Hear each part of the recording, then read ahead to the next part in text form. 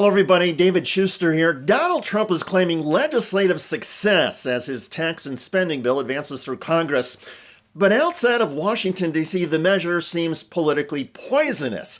In fact, surveys now show the American people, by overwhelming numbers, hate the Trump Republican bill. If we're talking about adjectives, how about they think it's awful, they think it's horrible, and to quote our colleague Charles Barkley, terrible, terrible, terrible. What are we talking about here? Well, let's take a look at the net favorable rating on the big, beautiful bill.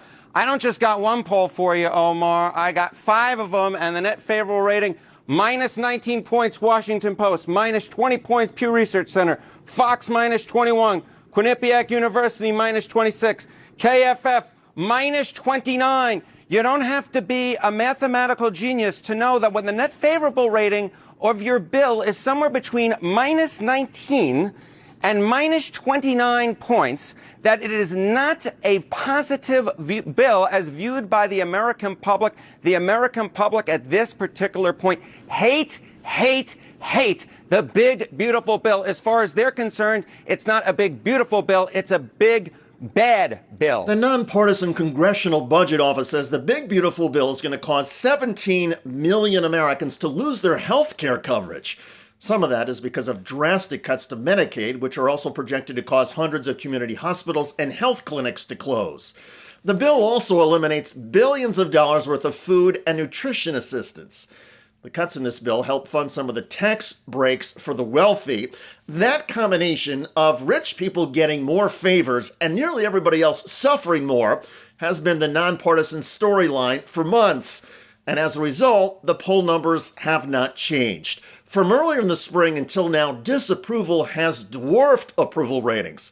The unpopularity reflects a striking change from views of Donald Trump's actions in his first term compared to his efforts now. Donald Trump got elected to a second term because people look back at his first term and they said, you know, we thought his first term agenda helped our family. You see this here, Trump's policies in your family. Trump's first term agenda, 44% said it helped their family, compared to 31% who said hurt. But look at the big, beautiful bill. Look at this. Just 23% of Americans say that the big, beautiful bill helps their family, compared to 49% who says it hurts their family. No wonder they hate this bill.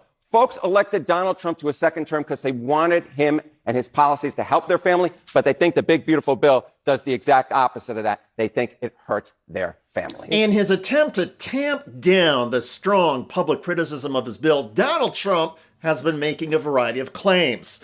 But as fact checkers have noted, many of those Trump claims are wildly and categorically false. We're cutting $1.7 trillion in this bill, and you're not going to feel any of it. And your Medicaid is left alone. It's left the same.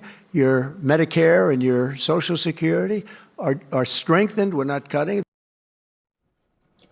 Whatever the merits of this legislation, and whatever the merits, and you can certainly defend this legislation as Republicans have been doing, it objectively does not leave Medicaid the same. It is objective fact that this legislation makes major changes and indeed major cuts to Medicaid. So what kinds of changes are we talking about? Well, one of them that has received a lot of discussion is a work requirement, specifically a requirement that many recipients considered able-bodied who do not have young children prove that they are working or in school or in job training or volunteering 80 plus hours a month. One of the problems is that many people, especially folks in their 60s, cannot get work. Also, some people are busy taking care of other family members or friends who are sick or have physical and mental challenges. And some parents want to be around to watch over their teenagers. But the Medicaid work requirement is strict and does not provide that kind of exemption. Donald Trump has also made false claims about the tax breaks and tax costs if the measure doesn't get through Congress. If it's not approved, your taxes will go up by 68%. Think of that, 68, a record, the highest in the history. The Democrats won't approve it only because politically it's so good for the Republicans. The Democrats aren't approving it. But think of what they're not approving. They're not approving border security. We've done a great job at the border, but we have to add some wall. We have to do, various things. We have no money for that. This 68% figure is fiction, and it is such fiction that the White House wouldn't even defend it on condition of anonymity when I asked for comment. No defense whatsoever. There is no credible estimate that not passing this legislation would produce a 68% tax hike. Now, the nonpartisan think tank, the Tax Policy Center, did say that there would be an average tax hike of about 7.5% if this bill didn't pass as a result of certain provisions from the 2017 Trump tax law being allowed to expire. And they also said that about 64% of households would face some sort of tax increase if the bill didn't pass. But again, 64% of households getting some tax increase is not synonymous, guys, with a 68% or even 64% tax hike. It's just not the same thing. Of course, basic math, facts, and logic often escape Donald Trump. And he has proven repeatedly he will literally say anything to make his case on nearly everything. So here we are.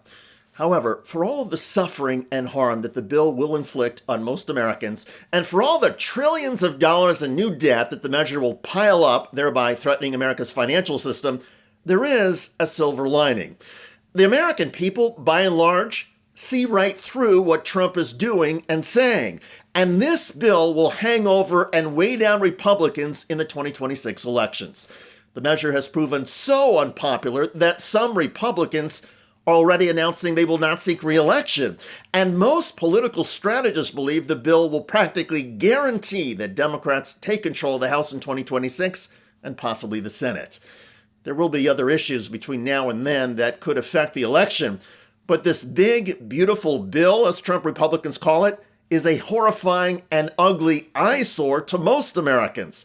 And when something this unpopular is the signature legislative accomplishment for an administration, watch out. The political winds in America are going to change, and the storms that Trump and the GOP are triggering will be fierce. By the way, Trump daughter-in-law Lara Trump is getting ridiculed and roasted over a possible run for the U.S. Senate. NBC News reports that among the Republicans considering a run to replace Tillis is the president's daughter-in-law, Lara Trump. Asked about the odds she does run, a source close to the Trump family said, quote, "I'd put it as high as one could be considering it. I know she's thoughtful and will pray on it, and it'll probably come once she is prepared.